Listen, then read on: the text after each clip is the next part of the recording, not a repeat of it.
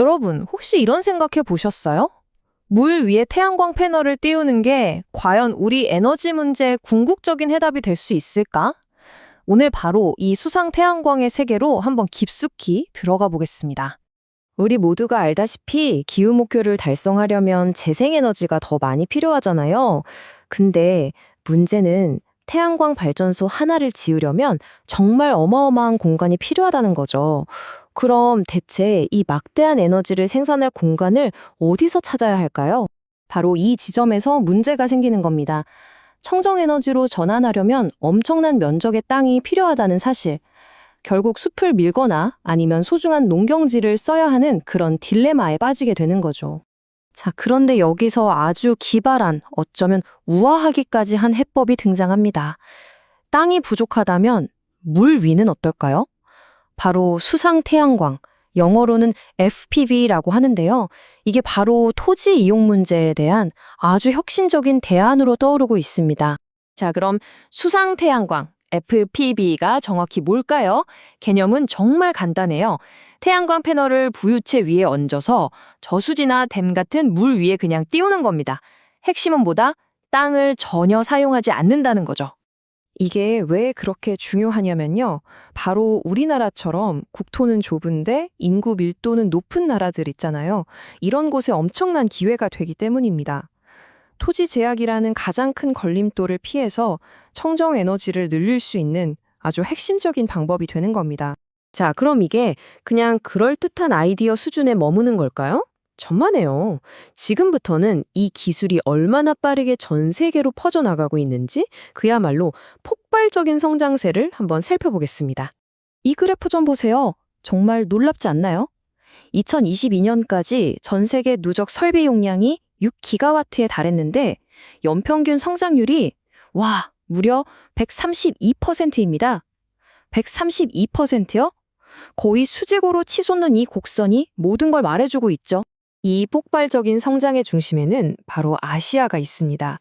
전 세계 수상 태양광 설비 용량의 84% 이상이 아시아에 집중되어 있을 정도로 시장을 그냥 압도적으로 이끌고 있다고 보시면 됩니다. 조금 더 자세히 들여다볼까요?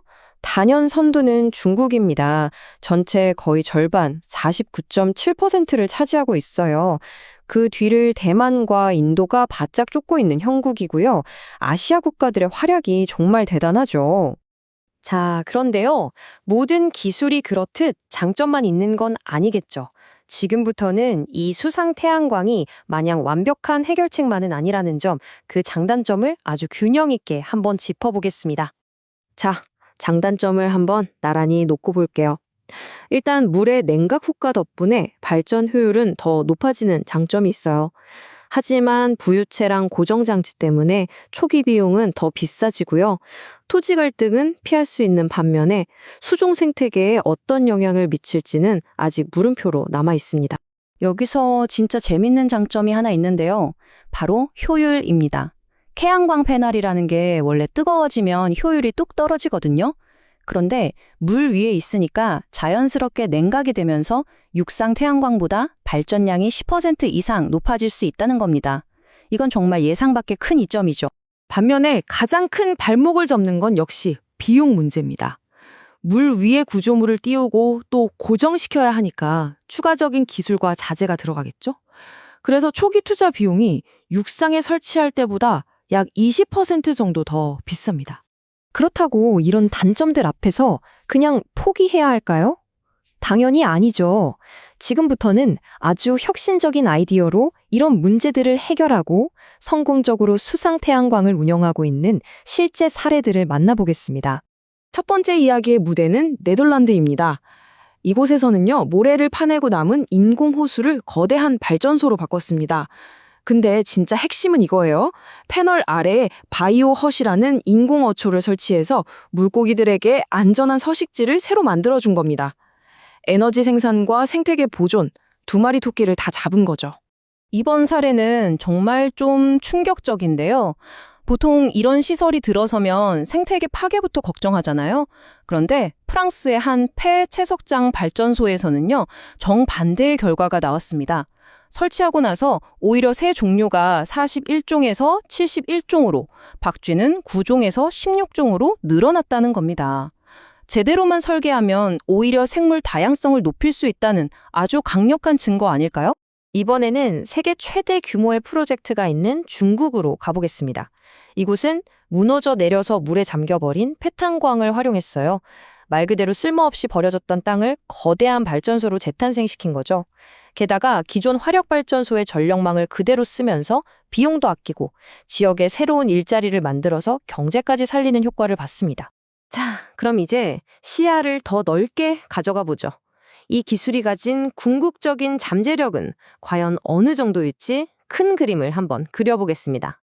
그 잠재력은요, 바로 22테라와트입니다. 22테라와트.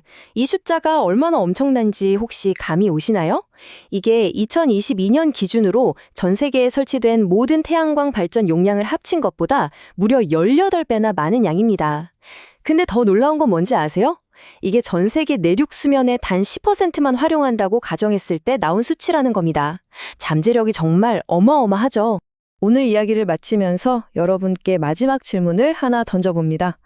우리가 그동안 무심코 지나쳤던 오래된 채석장, 저수지, 또 공장지대의 호수들, 어쩌면 바로 그곳이 매일의 에너지를 책임질 미래의 발전소가 될 수 있지 않을까요? 어쩌면 미래는 우리가 생각하는 것보다 훨씬 가까운 곳, 바로 저 물 위에 떠 있을지도 모릅니다.